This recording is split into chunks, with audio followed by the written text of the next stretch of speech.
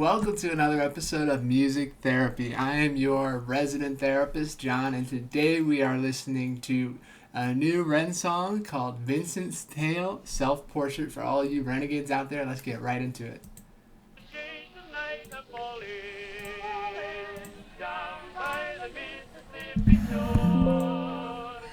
And for you my lonely heart is calling. Each night I love you more and more.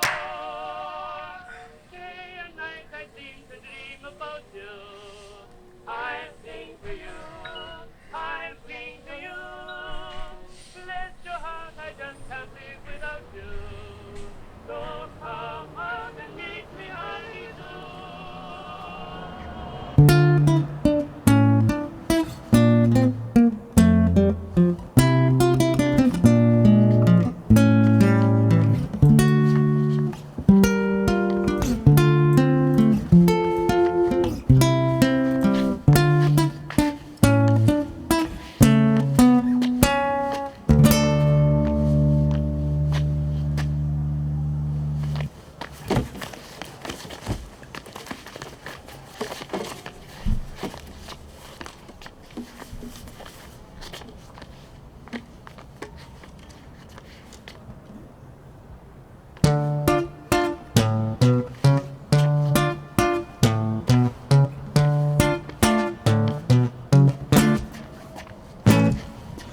I love how unhinged this already is. So he's stumbling here, he's stealing from this performer, and he is ready to jam on his own. I am curious to see where this goes, because it seems like he is highly inebriated, almost sloppily drunk.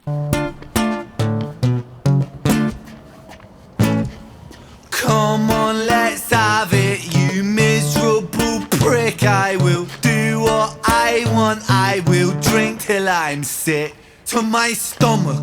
I'm sick of the same boring songs. I am sick of these pavements I find myself on. Great Britain, I hate you. I'll say that with pride. It's my right to be violent when you fed me lies. Oh, he is resentful here towards the great state, the great nation of Britain, where he is feeling like he's been taken advantage of to the point of him writing this song, him drinking to the blackout slumber, him probably gonna make mistakes that he is going to repent and feel bad for thereafter. When you fed me lies, I'm a rotter, a menace when I want to be, and I'll work for that right because nothing comes free. I have slaved all my life because nothing comes free.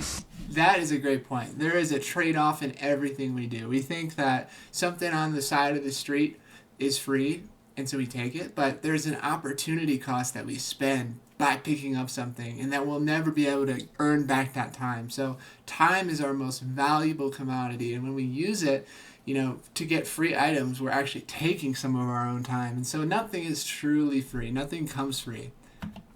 I have slaved all my life in a dull 9 to 5. I just rinse and repeat while I'm barely alive. Great Britain, I loathe you with murderous glee. I will do to this country what you've done to me. Oh no, he's going to suck out their soul because he feels just defeated working that office drone job 9 to 5, and he wants to give back, and he wants to hurt them the same way that he's been hurt. Destroy.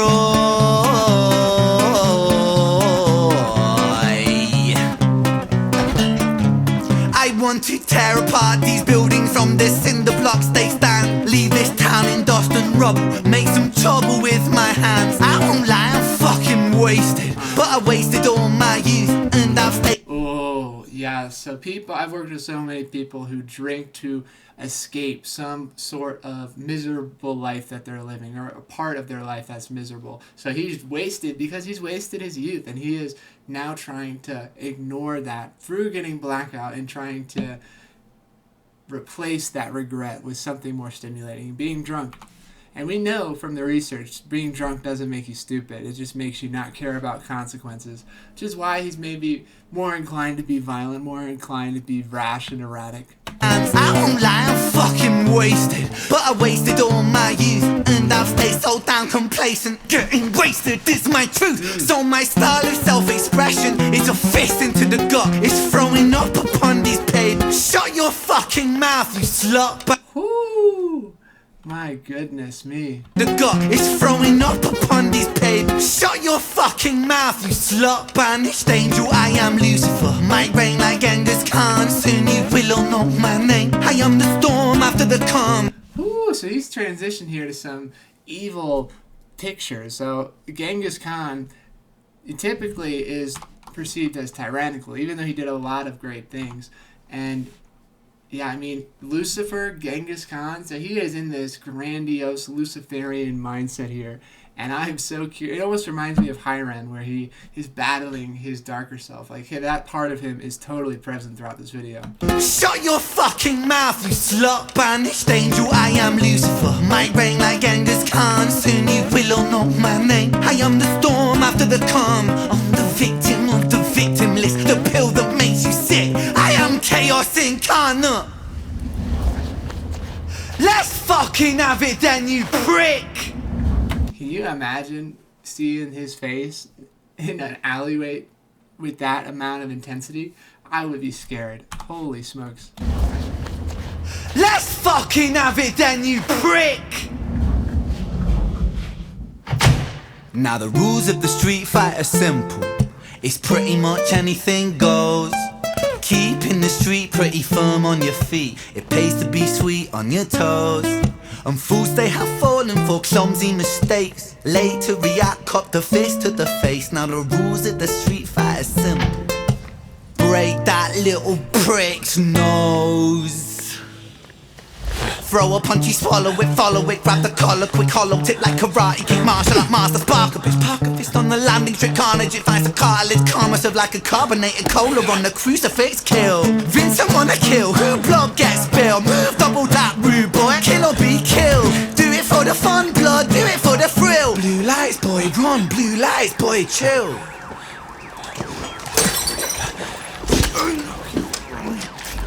Wow.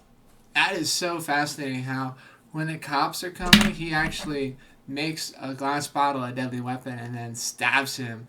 So this is likely due to the preface of the song where, you know, he goes into some of his depth and his trauma, and, you know, having Jenny and Screech as parents are, I think, related to this somehow. Like, he is a survivor and he'll do whatever it takes to survive, even if it's kill somebody else.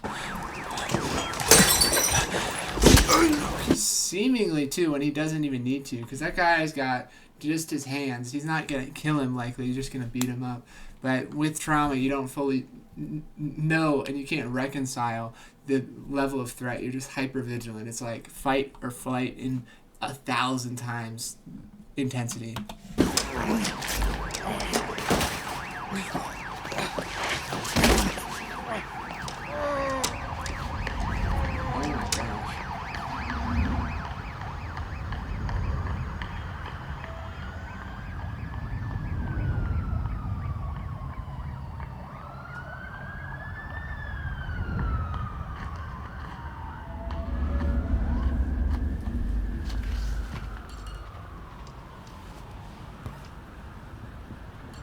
Wow, and it's so fascinating to think about the people who are likely to be victims of alcohol, the violence ensued from alcohol, are the people closest to you. So if you're drinking around your family, then likely the people who will be victims of that are your closest people around you. And so it's so important to live intentionally, mindfully, and sober, because we know it's our best life.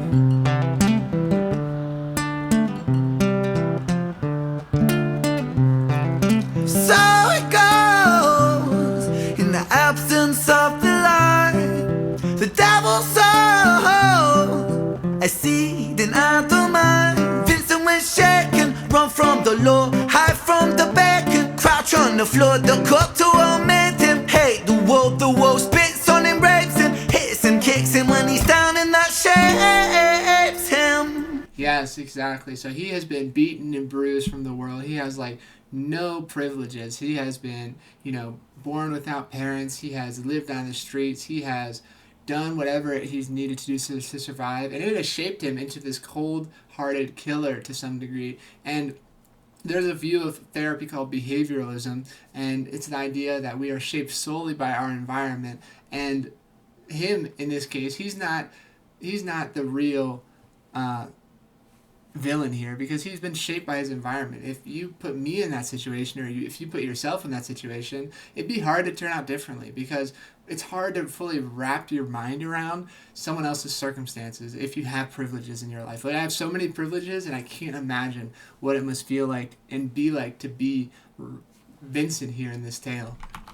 Rapes him, hits him, kicks him when he's down, and that shapes him.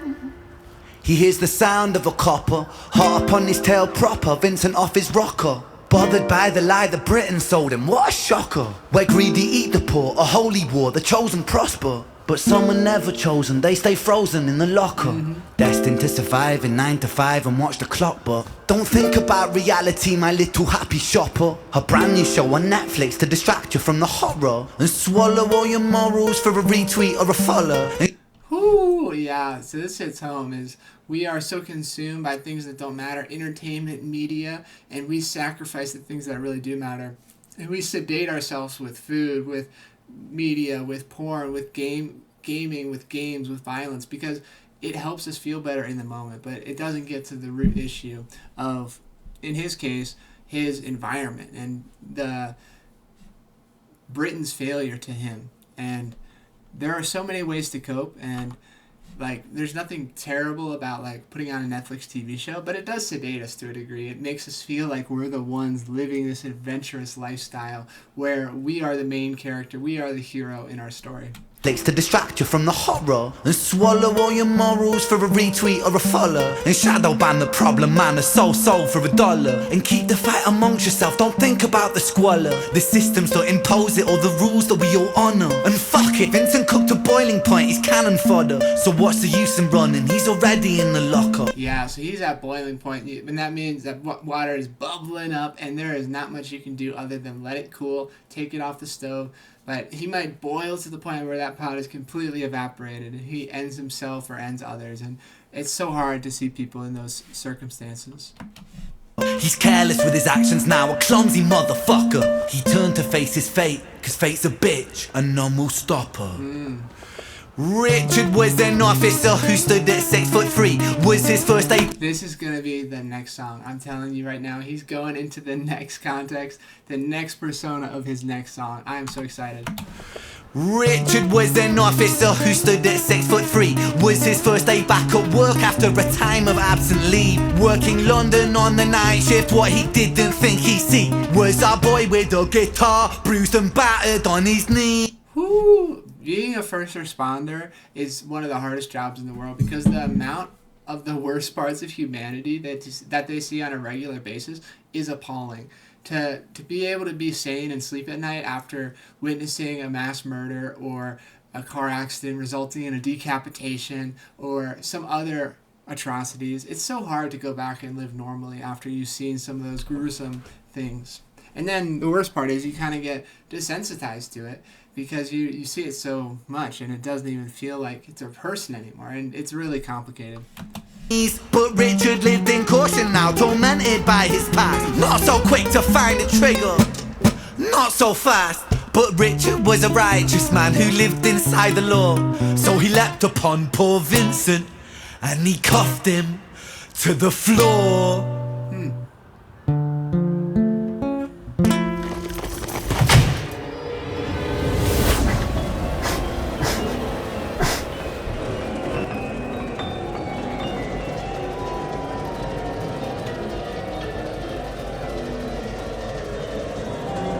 I love how REN actually creates his own videos along with writes the song and plays the music. I mean, such an incredible talent. He's not making music videos, he is telling stories here of a character in each song, and I'm so excited for this next police officer tale. What an incredible piece of art REN has done here.